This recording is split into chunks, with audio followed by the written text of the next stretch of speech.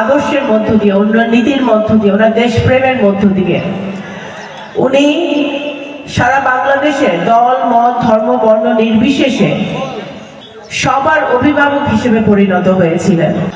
দেশনেত্রী বেগম খালেদা জিয়া ওনার গণতন্ত্রের প্রতিষ্ঠার জন্য ওনার সংগ্রাম, ফ্যাসিবাদের বিরুদ্ধে ওনার সংগ্রাম, স্বৈরাচারের বিরুদ্ধে ওনার সংগ্রাম, সত্য প্রতিষ্ঠায় ওনার সংগ্রাম, ন্যায় বিচার মানবাধিকার প্রতিষ্ঠায় ওনার সংগ্রাম, মানুষের কথা বলার অধিকারের জন্য ওনার সংগ্রাম, ওনাকে বাংলাদেশ এবং সারা পৃথিবীতে একজন অবিস্মরণীয় নেতা হিসেবে মানুষ মনে রাখবে।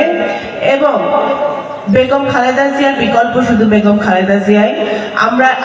আমার মনে হয় না এই ধরনের প্রতিহিংসা বিহীন একজন রাজনীতিবিদ, যার মধ্যে কোনো প্রতিহিংসা ছিল না, কোনো লোভ লালসা ছিল না, যিনি 6 বছর মিথ্যা মামলায় কারাগারে থাকার পরেও, এত অসুস্থ অবস্থায় থাকা পরেও উনি কারো বিরুদ্ধে কোনো বিরুদ্ধচারণ করে নাই।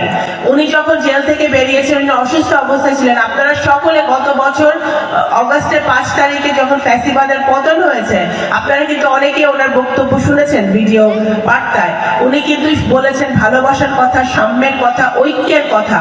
এবং আমাদের দেশনেত্রী বেগম খালেদা জিয়ার বার্তা, জনাব তারেক রহমানের বার্তা এটাই যে জনগণের পাশে দাঁড়াতে হবে, জনগণের বিপদে আপদে থাকতে হবে।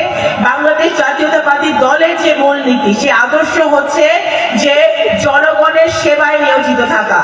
গত 17 বছরের যে আন্দোলন, গত 17 বছর যে ত্যাগ, সেটা কখনোই ক্ষমতার জন্য ছিল না, সরকারে যাওয়ার জন্য ছিল না। সেই ত্যাগ, সেই অত্যাচারের বিরুদ্ধে যে আমাদের সংগ্রাম ছিল, গণতন্ত্র রক্ষার জন্য যে সংগ্রাম ছিল, সেই সংগ্রামটা ছিল বাংলাদেশে গণতন্ত্র ভোটাধিকার প্রতিষ্ঠা করার জন্য। এই সংগ্রাম বাংলাদেশের মানুষ নিজের ইচ্ছা মতো আবার যাকে ইচ্ছা তাকে ভোট দিতে পারবে, সেটার জন্য সংগ্রাম। আমাদের সেই সংগ্রাম একটি ফলাফলের দিকে আগাচ্ছে। আগামী 12ই ফেব্রুয়ারি নির্বাচন, আমাদের সংসদ নির্বাচন।